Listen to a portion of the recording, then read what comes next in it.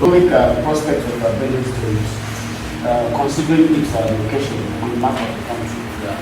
But you discover that Benue today is one of the poorest states in this country. How do you intend to turn around the table, given the opportunity? Like one of the poorest states.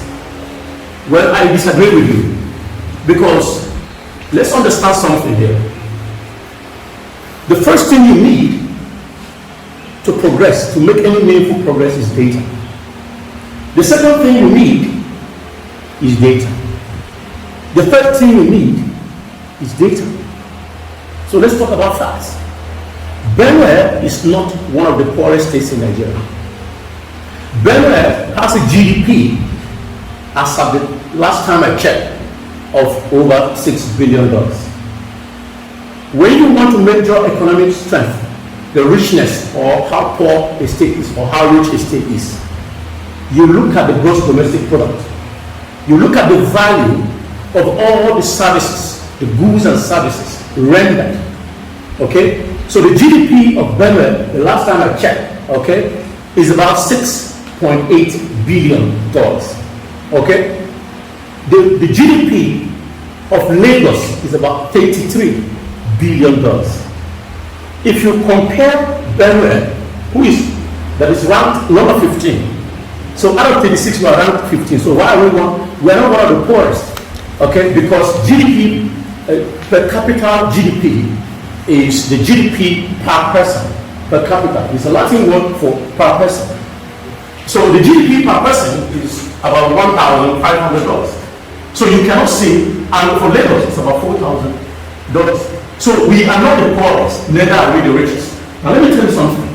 You ask me, how can you turn around that? It might interest you to know that Lagos is high up there because of so many reasons. One, the tax system, okay? The kind of companies that you have there, okay? Even particularly tax. So Lagos is making that much, okay? It's the richest state in Nigeria because of the tax system. That is what gives Lagos that kind of money, okay? The second state is Rivers, and it's oil. And you know that the economy of Nigeria relies on oil, okay? It's funded by oil. The number 3 is Delta, okay? I'm not going to bore you with all those details, but I want to come down to number 4, Oyo State. Do you know what it is? Agriculture, agri and handicrafts. When I saw that statistics, that data, I was disappointed. That is where Benue should be. We should be ranked minimum number 4. Okay? Even if we are not like Lagos. Let me just continue. No, let me finish, because it's very important. He asked me a question about how I'm going to turn around. Yeah. Okay? And I'm driving at something. We should be ranked at number 4. Oyo State is there. Number 5, 6, 7, 8, up to number 14 is agriculture. Meanwhile, the food basket of the nation is number 15. From number 4 to number 14 is agriculture that provides that GDP.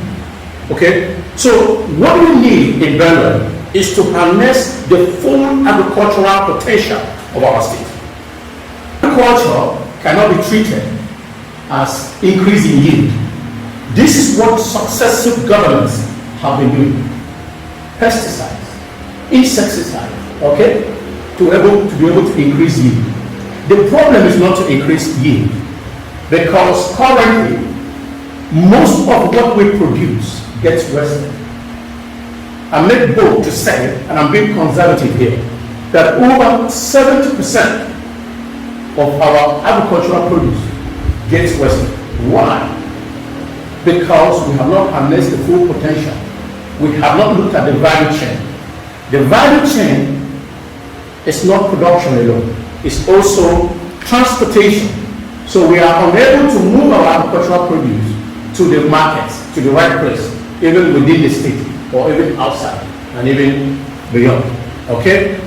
Apart from production, I talk about transportation. Another chain there is storage.